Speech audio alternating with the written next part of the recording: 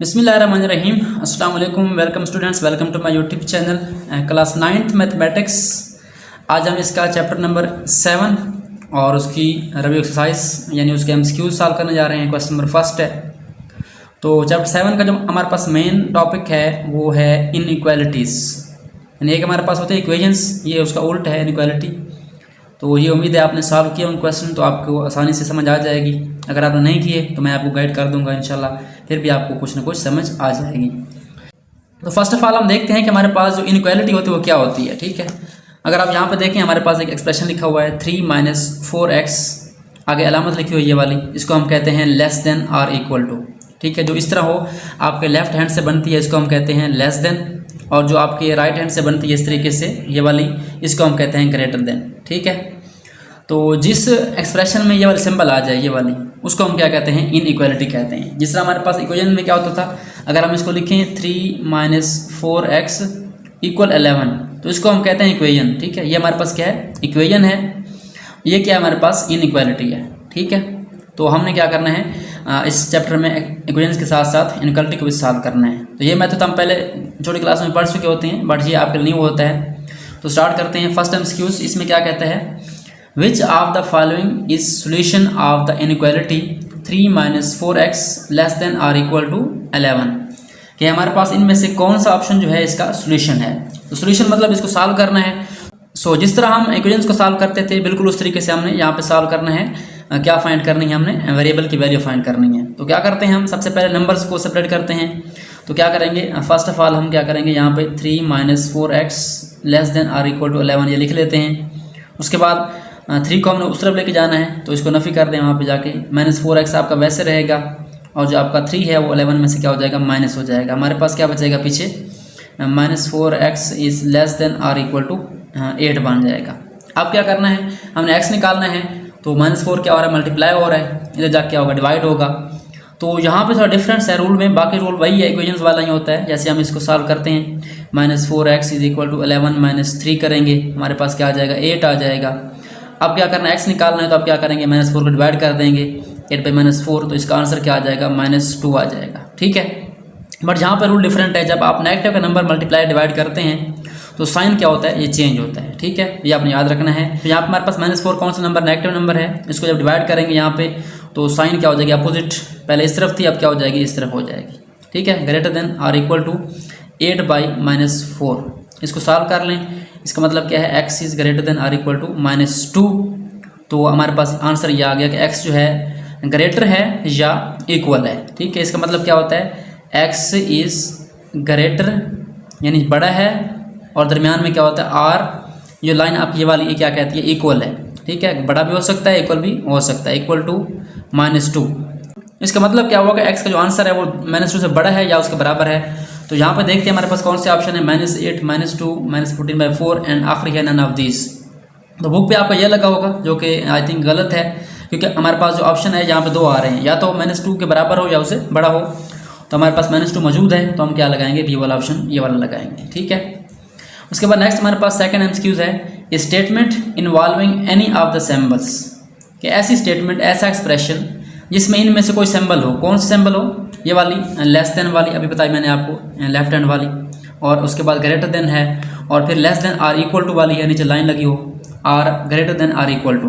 इनमें से कोई भी सिंबल आ जाए तो उसको हम क्या कहते हैं, इक्वेशन कहते हैं, आइडेंटिटी कहते हैं, इनइक्वालिटी कहते हैं, या लीनियर इक्वेशन कहते हैं। तो आपको बताया है कि जब भी आपका कोई सिंबल इस तरह से आ जाए उसको हम क्या कहते हैं, इनइक्वालिटी या इनइक्वेशन कहते हैं। तो हमारे पास कौन सा ऑप्शन ठीक है, इसका सी ऑप्शन ठीक है, इनइक्वालिटी। उसके बाद नेक्स्ट हमारे पास थर्ड एमसीक्यूज है, x = dash is solution of the inequality -2 x <3/2। इनमें से हमारे पास जो कौन सा ऑप्शन है, -5, 3, 0, 3/2, जो इसका सोल्यूशन है। सोल्यूशन मतलब जो इसके रेंज में आता है। ठीक है, इसको कैसे चेक करना है हमने, हमारे पास है x, यहाँ पे लिखा हुआ है x इज़ <3/2, यानी 3/2 से छोटी वैल्यू है, और ग्रेटर देन -2। ठीक है, इसको मैं आपको ज़रा जो है नंबर लाइन बना के सिखाता हूँ ताकि आप क्लियर हो जाए। हमारे पास नंबर लाइन होती है, यहाँ पे ऐसे नंबर लिखते हैं हम। तो हमारे पास ये नंबर लाइन है, सेंटर में 0 लिखते हैं, उसके बाद 1, उसके बाद 2, इस तरीके से। और पीछे क्या होता है, हमारे पास -1 होता है, और -2 होता है, -3 होता है।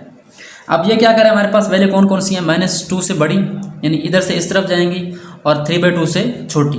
अब 3/2 क्या होता है हमारे पास, ये होता है 1.5, यानी हमारे पास यहाँ पे आएगा 1.5, जिसको हम 1.5 कहते हैं, यानी इसके और इसके दरमियान वाली वैल्यू आएंगे हमारे पास, ठीक है, इस सोल्यूशन के अंदर, इसके अंदर -2 से बड़ी और 1.5 से छोटी।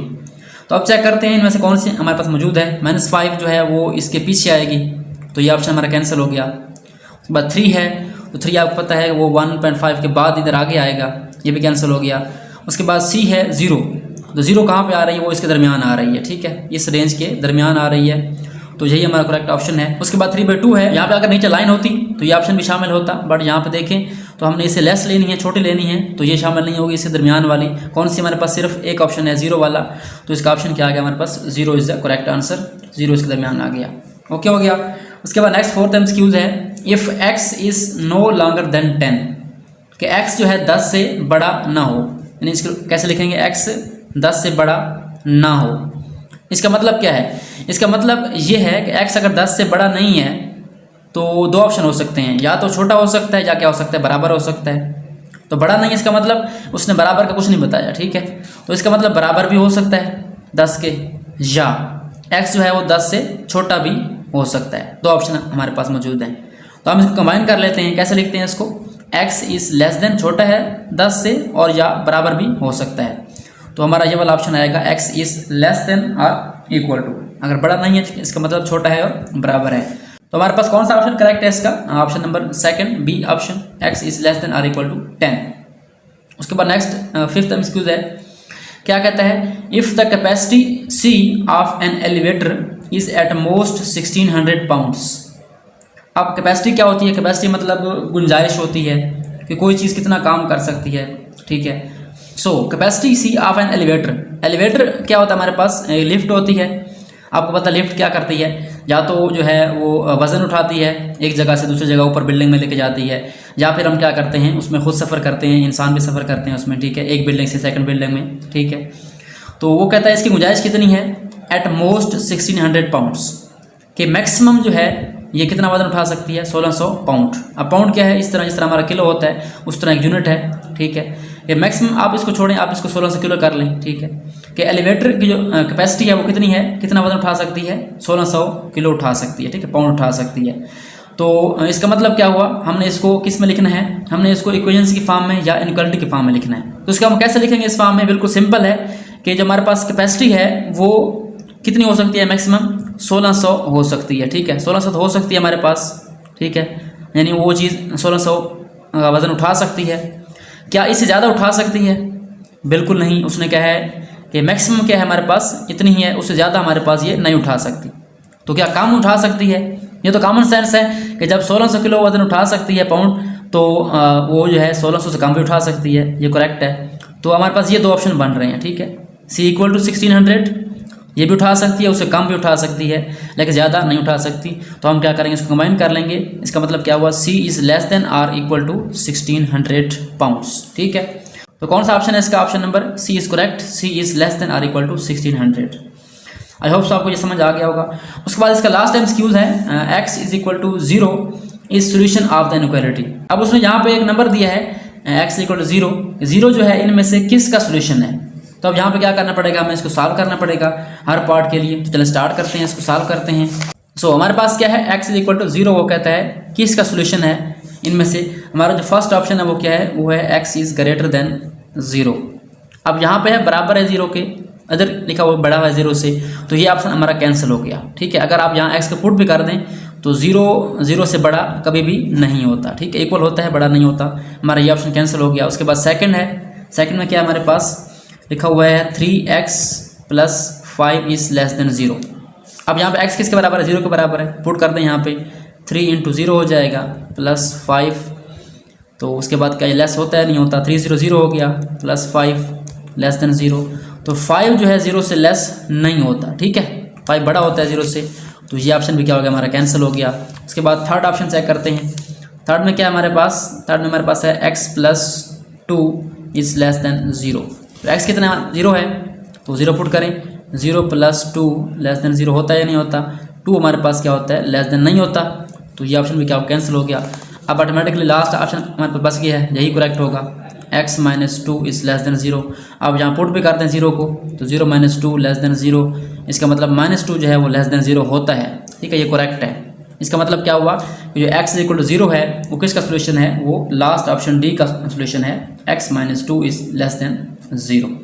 सो स्टूडेंट्स, ये हमने चैप्टर नंबर 7 की रिव्यू एक्सरसाइज उसके MCQ सॉल्व कर ली हैं। आई होप सो आपको उनकी समझ आ गई होगी। अगर फिर भी आपको कोई कन्फ्यूजन है तो आप क्वेश्चन कर सकते हैं। तो आज के लिए इतना ही। इंशाल्लाह हम नेक्स्ट वीडियो में क्या करेंगे, चैप्टर नंबर 8 की रिव्यू एक्सरसाइज सॉल्व करेंगे। तो अगर आपको वीडियो अच्छी लगी तो लाइक करें और शेयर करें अपने फ्रेंड्स के साथ, क्लास फेलोज के साथ। So thanks for watching and don't forget to subscribe my channel.